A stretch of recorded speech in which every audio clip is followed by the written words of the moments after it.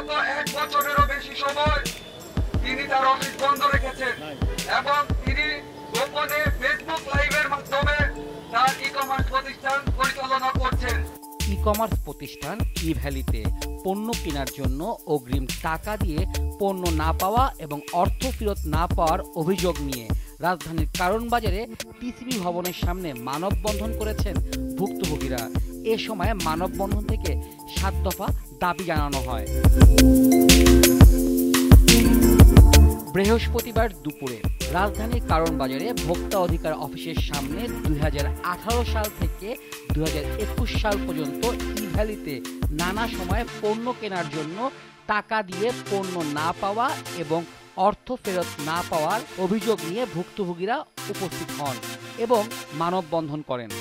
এ সময় মানববন্ধন থেকে অভিযোগ করা হয় সাবেক আইসিটি প্রতিমন্ত্রী জুনায়েদ আহমেদ পলকের ছত্রছায়ায় ই-ভ্যালির প্রধান নির্বাহী কর্মকর্তা মোহাম্মদ রাসেল এবং চেয়ারম্যান শামীম নাসরিন গ্রাহক ঠকানোর এই ব্যবসা করে এসেছেন বিগত কয়েক বছরে।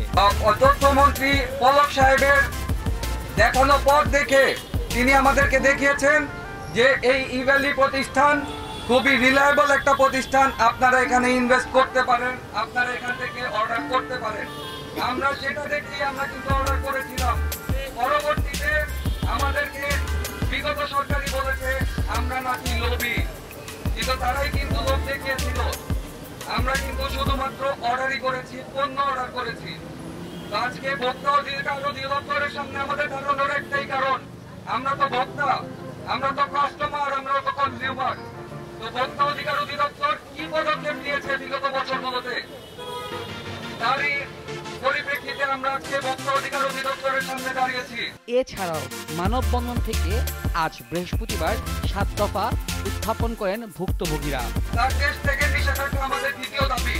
শুধুমাত্র বাইক অর্ডারকারীদেরকেই রাসেল সাহেব চেক দিয়েছেন, বাট আদার্স যারা অর্ডার করেছেন তাদেরকে কোনো চেক দেয়নি। তাদের সার্ভারও বন্ধ, তাদের সার্ভারেও আমরা কোনো ডাটা পাচ্ছি না, তারা ডাটাটাও রিকভার করছে না। তো নতুন এবং পুরাতন অর্ডারকারী, চেকধারী এবং চেক ছাড়া যারা আছেন তাদের সকলকে 7 দিনের মধ্যে নতুন চেক প্রদান করতে হবে। এটা আমাদের 3 নাম্বার এবং 4 নাম্বার দাবি। আমাদের 5ম দাবি, ই-ভ্যালি চেক প্রাপ্ত এবং যারা চেক পায়নি তাদের সম্পূর্ণ তালিকা প্রকাশ করে বাণিজ্য মন্ত্রণালয়ের কাছে এবং তথ্য মন্ত্রণালয়ের কাছে সম্পূর্ণ তালিকা প্রকাশ করে 22 কর্মদিবসের মধ্যে সকল গ্রাহকদের পাওনা পরিশোধ করতে হবে। 6 নম্বর দাবি, উপরোক্ত দাবিগুলো মেনে না রিফান্ড দিলে তার সম্পত্তি বাজেয়াপ্ত করে তাকে আইনের আওতায় আনতে হবে। আমি আগেই বলে দিচ্ছি, এই দাবিটাই কিন্তু একদম রূপান্তর হবে। আমাদের 7ম দাবি, ই-ভ্যালি রিফান্ড কার্যক্রম ব্যাহত হওয়ার পেছনে রাসেলকে যারা সাহায্য করেছে তাদের তদন্তের ভিত্তিতে আইনের আওতায় আনা হোক। মূলত লোভনীয় একাধিক অফার দিয়ে 2018 সালে বাংলাদেশের ই-কমার্স মার্কেট প্লেসে যাত্রা শুরু করে ই-ভ্যালি। কখনো অর্ধেক দামে পণ্য, আবার কখনো একটি পণ্যের সাথে অন্য পণ্য ফ্রি। এমন সব অফার দিয়ে অল্প দিনে গ্রাহকের দৃষ্টি আকর্ষণ করে প্রতিষ্ঠানটি। কিন্তু 2021 সালে প্রতিষ্ঠানটির বিরুদ্ধে উঠে আসে প্রতারণা সহ অর্থ পাচার ও আর্থিক অনিয়মের বিষয়গুলো।